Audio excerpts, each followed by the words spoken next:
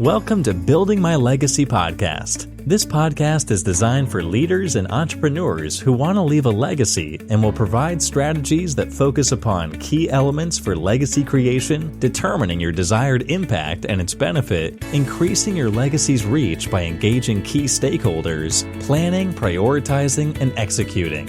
Here's your host, Dr. Lois Sonstegard. Welcome, everybody, to Building My Legacy podcast today. I have with us Julie Beckerman. I'm really delighted to have her with us because she brings a perspective that I think many of us wake up one day and begin to think about and take a look at. But before I get into explaining why she's here, let me tell you a little bit about who she is. Julie is a certified professional coach from the Institute of Professional Excellence in Coaching and a certified career development counselor from New York University. She studied industrial organizational psychology at Teachers College at Columbia University and has experience in a number of areas and fields within psychology. Julie helps people learn to navigate and redefine their relationships through the divorce and co-parenting process that she has experienced herself and has developed a process with, specializing in unhooking from codependency in individuals with high conflict personalities. One of the things that she talks about is divorce isn't easy, rebuilding isn't easy.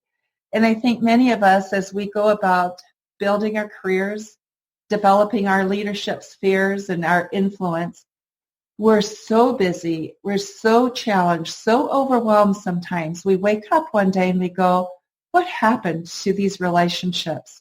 And we begin an assessment process that is a journey. And I thought that Julie's insights might be very helpful to some of you who may be asking those very questions today.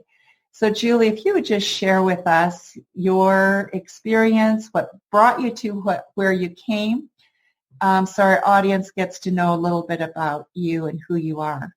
Sure. Thank you. And thank you again for having me on the show and for having the opportunity to talk about something in this space. So, it really does affect everybody and relationships and our families, right? That's tends to be central for people. So when they're not working or not supporting us, it can be really, really challenging. So for me, I started, my journey started what I would say was about 10 years ago a little over 10 years ago when my younger brother died. And that sort of kicked off for me a process of starting to reevaluate, what mattered in my life. I was working full time at the time. I worked on Wall Street, so I was, all involved in there, and I had a little daughter as well.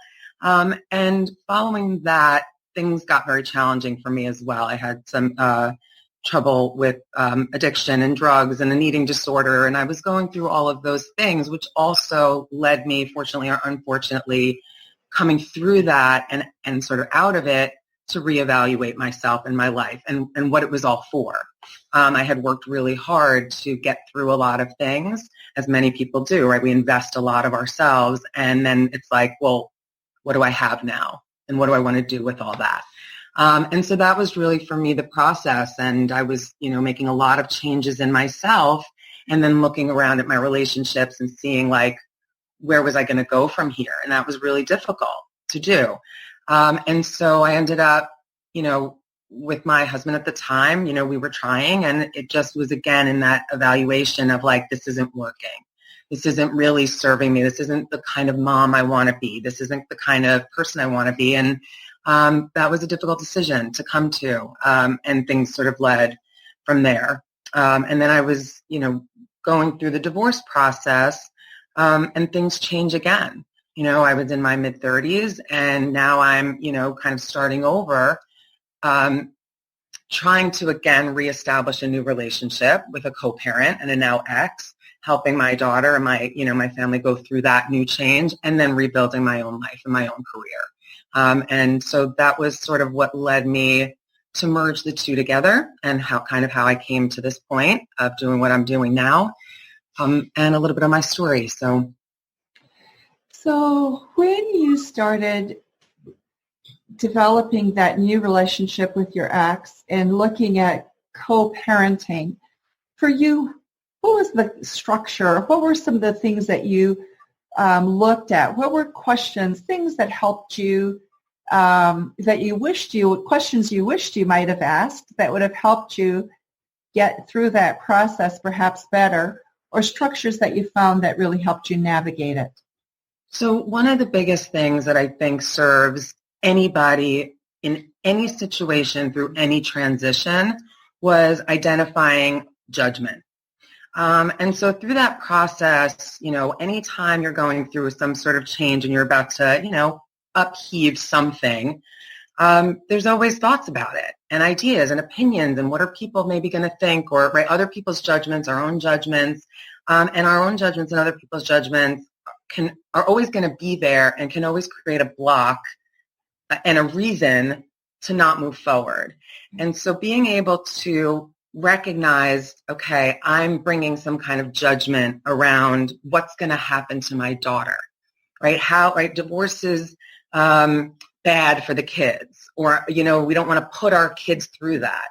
And that's a judgment, right? That's a belief. Like, how do you know it's not going to be better for them? Like, what does that mean, putting kids through something? No, it's just what life is, and we're always going through it. So really learning to identify like some of those blocks in my thinking that weren't serving anything. They were just beliefs. I didn't even really know where they came from.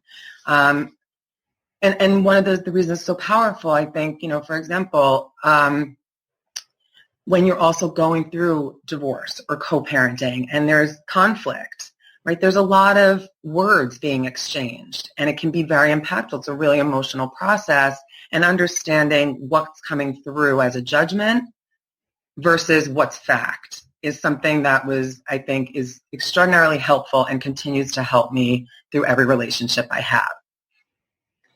So that helps you, yeah. Yeah, is there a process that you go through that helps you differentiate judgment from fact?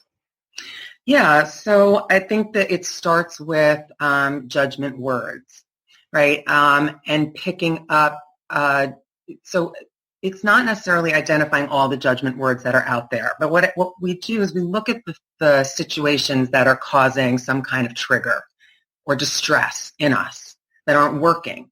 And then by unpacking those moments, we see where judgment is sort of part of the culprit of that.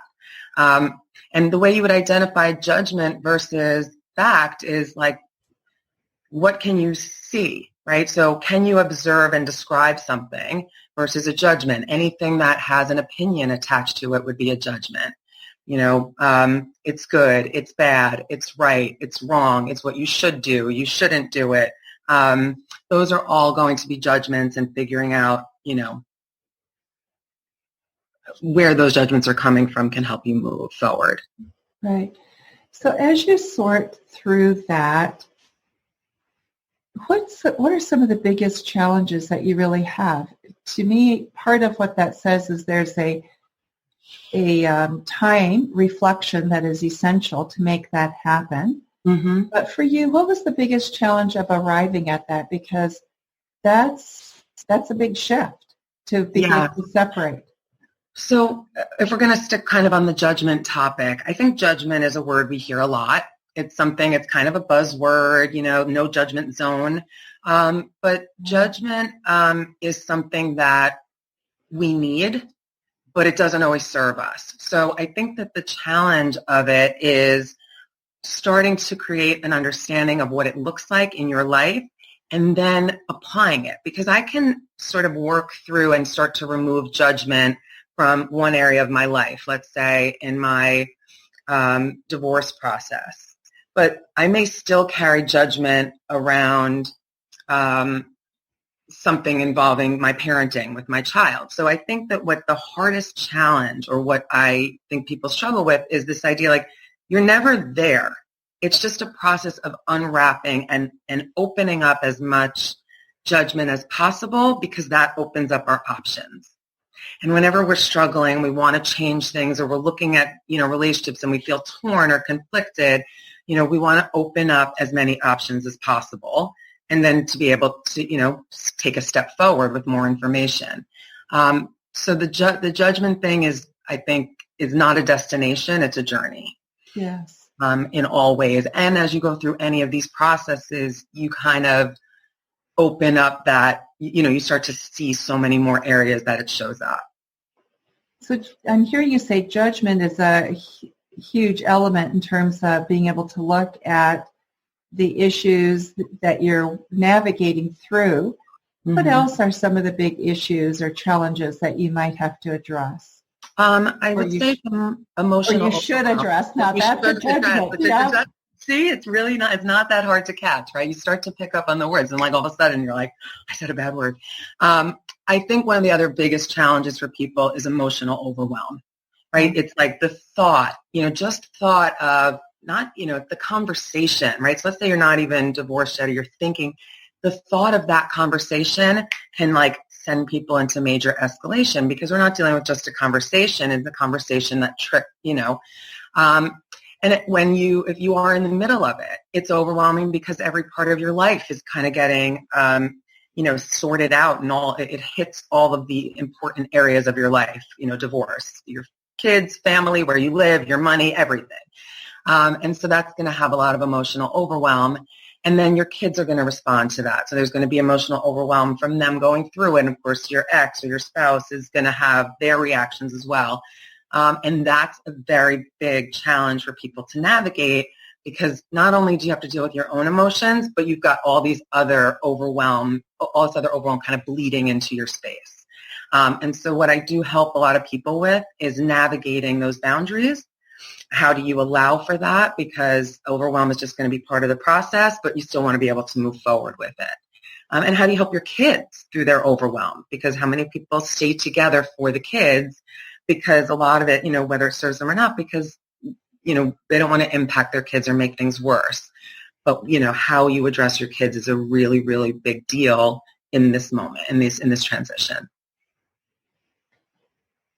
Okay, so we have judgment, overwhelm. What else are big challenges that you deal with? I would say communication and clarity.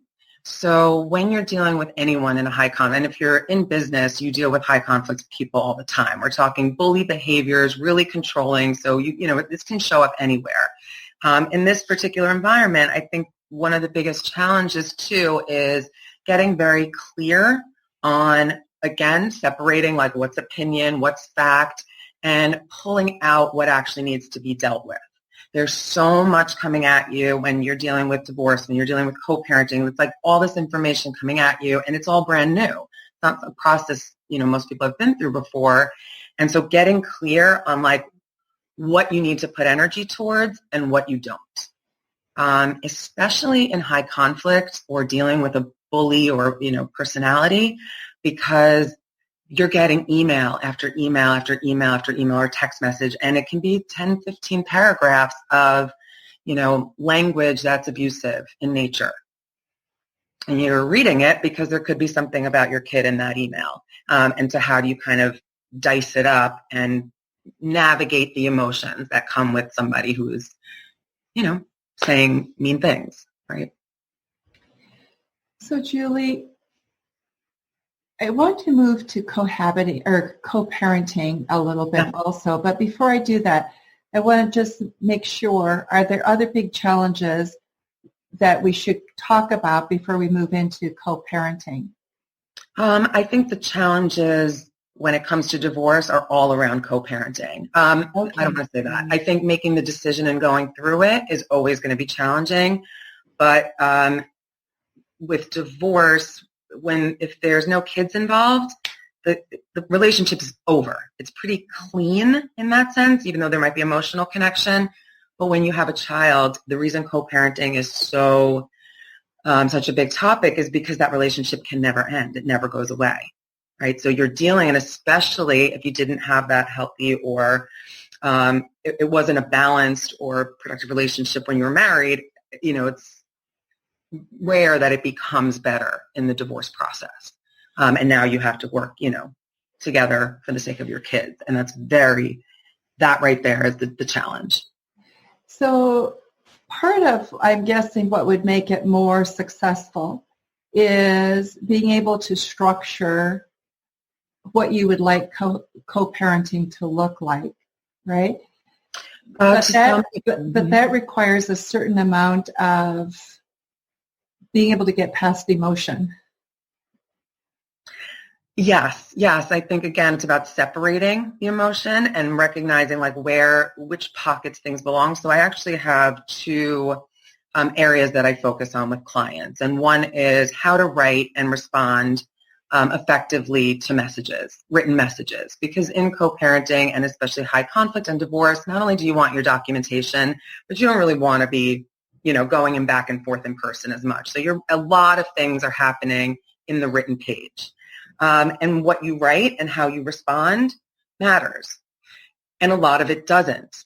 And it's a lot of energy. And so one of the things I work with people is breaking down the steps of how to think through all of those pieces of writing and responding to messages, and how and where to work through the emotional piece, because they're not the same. Right? We're not dealing with the emotions with our ex any longer. The other piece that I have that I focus on, which is actually a big chunk of it, is how to teach your kids tools to help them, empower them in a high conflict situation. Oh. So, right, it's really difficult. You're dealing with someone who you don't really like very much, doesn't really like you. You may not even feel safe or comfortable around them, but now you have to foster and support a relationship with your child to this person. And you're like, but they're scary to me. Like, how's my kid going to defend against this? But yet you have to support that relationship. You can't badmouth your ex. It doesn't help your child to do so. But how do you empower them when you're feeling afraid for them at the same time? And so those are the areas that I do. And there's specific tools and skills that I teach and cover. And the language is all about finding the vocabulary and language to communicate with the people around you. Wow. So time-wise, a process like that, how long does it take to go through and to learn some of those tools? It's so funny. I was actually just talking to somebody, and, I work with clients anywhere from 5 weeks to 10 weeks, sometimes longer. But the change session by session is so miraculous. So what I was actually talking to somebody about yesterday is that you have to invest. Right? If you're dealing with a difficult relationship and it's taking up your time and energy, whether it's co-parenting, divorce, somebody at work, a family relationship, anywhere, right? It is taking up your time and energy, and in order to make changes, you have to invest some time, because what you're doing is changing the way your brain is thinking about it. And just like the gym, you can go and get a membership, but if you don't actually go and lift those weights, your body does not look different. And this is the same. So it does take some mind training, but the shifts are so doable, and they're not brain surgery. They're really like, oh, that makes so much sense, but you don't necessarily think to do it unless now you're implementing it. So when we're talking about making changes, the amount of change that can happen in one session is incredible. So, people's full relationships with their kids and things are, changing so fast, because what we're doing is getting to the seed of it and making little shifts, redirecting all that energy going to that person back towards your kids and resetting your goals. And then it just kind of opens up and becomes clear. So to answer your question, it's not a destination, it's a journey, but those changes are noticeably happening along that journey. But yeah. Children, what do you see happening, the outcome with children when they go through this process? And I'll tell you, here's my judgment, my bias perhaps, is as I observe people who have gone through divorce, blended families, sometimes multiple blended families, you see sort of a lostness, is that a good word for it? A where do I belong kind of feeling in the children. And I think when I look from the outside in, that's one of the concerns I would have is how do I do this so my children don't end up feeling lost? Am I That's a really interesting question to say, actually. I think one of the things that's coming to mind as you're saying that is there's a little bit of an assumption, which you actually said, right? So when we make this decision, we bring our fears into it. I'm afraid my kid's going to feel lost. I'm afraid they're going to feel sad, or they're going to feel hurt by something their dad said or mom said. But we don't know that that's going to be their experience. We only know that that's how we have experienced it. And if we bring that energy into, or that assumption into it, it's almost like, can be like a self-fulfilling prophecy. We're looking for information to confirm our beliefs. And you'll always find it if you want to, right? And so I think that part of that judgment and why that's so helpful, and even just from this conversation, you've caught yourself twice. It's that easy. Yeah. All of a sudden you start to notice, like, wait a minute, maybe that's a judgment, is because we don't want to put our experiences onto our children in these situations. We don't want to make assumptions that because we think it's not good for them, that it may actually, it's their life and it's going to be great. And we're at whatever their life is and whatever our lives turn out, we're going to maximize our existence with whatever space and tools we're given. And that's the message to kids. Not I worry that it's going to be this, but like you had said, this is what we're going to step it into. So it's really making that conscious choice, isn't it? Always. To say, always, I'm going to step into it, avoiding it, hoping it'll get better, doesn't solve it. Not at all. At some point, you do have to step in, and when will you do that is maybe part of the question. And I think it's like anything, right? It's if you spend 5 seconds or an hour just talking about it, it's like, oh, okay. But if you don't, and you don't talk it through and get that clear plan, it's just going to go however it goes. You're going to be winging it. And if you've been winging it and you have some concerns about it, then maybe time to not wing it. Come up with a plan. No one gives birth anymore without having a plan for their hospital and where they're going to go. We used to, but we don't want to wing it anymore. Same thing. This is your family, your life. So just coming up with some plans and thoughts as to how you want to approach things. Because once you start, it's like you do, oh, I can do that here and here and here. Oh, and look, it's here. So it's not as much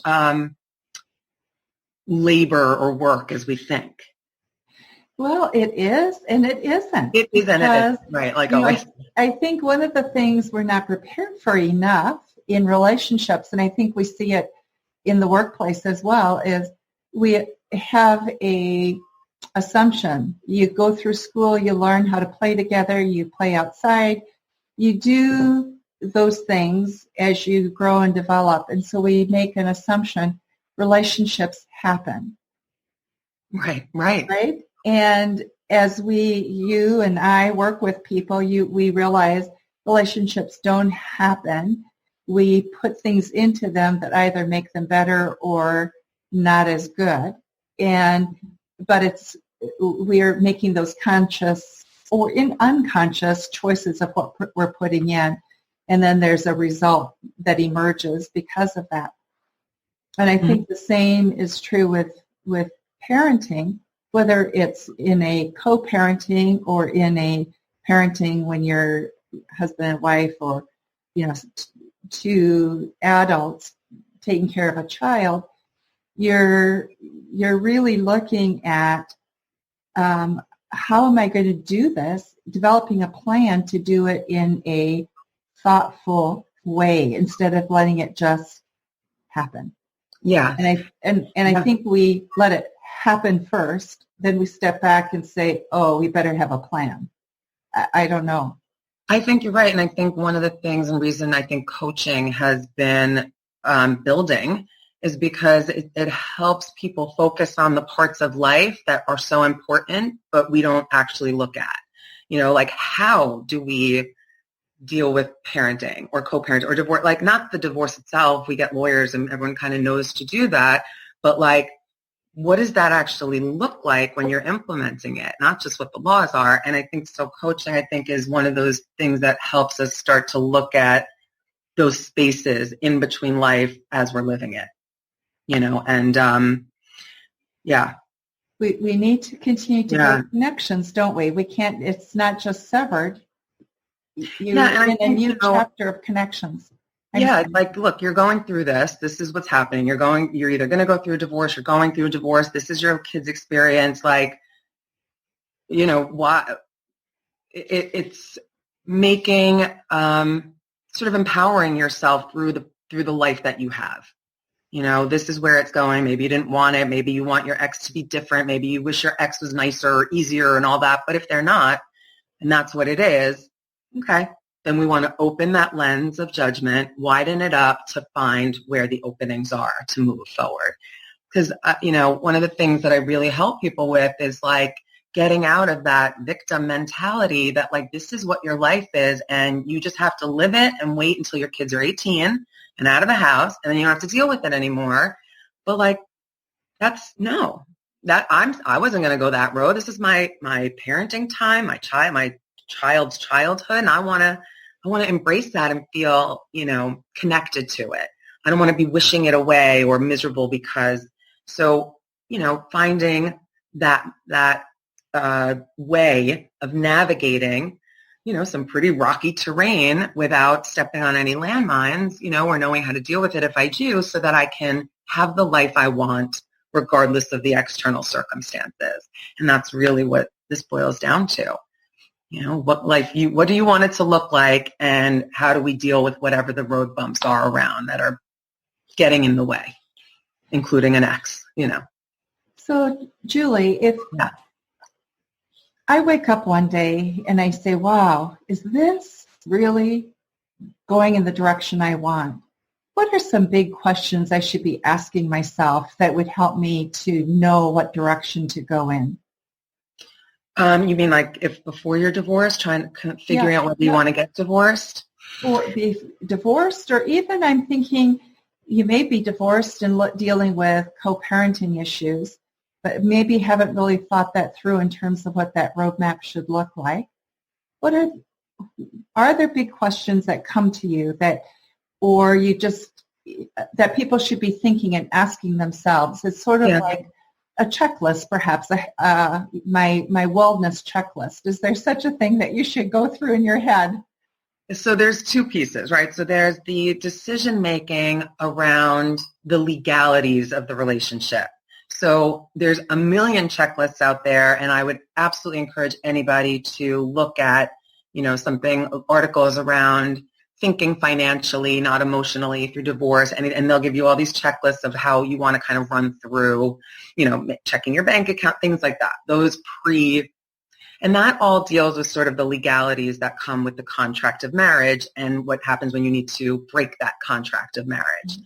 But we know a lot of the issues are around the emotions and coming to that. And I think there's no checklist of questions you can ask yourself to say, oh, it's time to leave, because you can say yes to every single one and you're not going to decide because there's another reason. So I think one of the things that comes up a lot is when things are extreme, really great, really bad decisions are easy. But most of life doesn't work that way. Most of the time it's like in that gray. And so one of the things that I work with people on is their relationship to things in the gray. They're tolerating this because if it was great, it wouldn't even be a question, right? So if you're what else do you tolerate, right? How does this show up? Because settling is something that can be a judgment that you have around your life or a limitation, and you're showing up. And like, what do you really want? And how is what you have fitting into that? And just to really connect, because a lot of times what holds people back is the fear of what's going to be instead. What if I do this and it's not worth it? What if I do this and and I made a mistake, right? And all these things. And those are very trapping questions, right? Because you don't know. You can't know. And you can't know if you didn't make this decision and stayed that it would be better 5 years down the road. Nobody knows that. And so those kinds of questions create these logic loops in our brain that just keep us standing in the same spot. And so we want to break those questions and start asking questions that actually create some movement. And that would be different for everybody. That would be based on what shows up, where they're at, what's holding them back. Is it really external financial things, or what are the blocks there? Right. So, yeah. Julie, it is hard to believe, but we've been talking for 30 minutes, and it has gone so quickly. Before we conclude, though, you have some marvelous resources available that people may want to have access to. So those of you who are listening to this podcast, if you would like us to get you information about Julie, we'd be glad to do that. Julie, if you can just make sure that we have some resources for people, that would be great. Yeah, and we will make whatever connections we can make for you, or at least send you to Julie so you can have questions answered by her. And I just, again, as we first began, I think what we do with our relationships is so important. It is one of the things that in life, I think many, when they come towards the end of life, it's the relationships they look back on to determine how successful they really were as leaders, as executives, as people. And so being able to really address this in a thoughtful way before we maybe don't have the opportunity is so important. So Julie, I just thank you for taking the time and sharing with us your experience and your knowledge. And I look forward to other conversations with you. So thank you very much. Thank you so much for having me. And yes, I hope it was helpful. If anyone's going through it, anything, I hope it was connected. So thanks very, very much.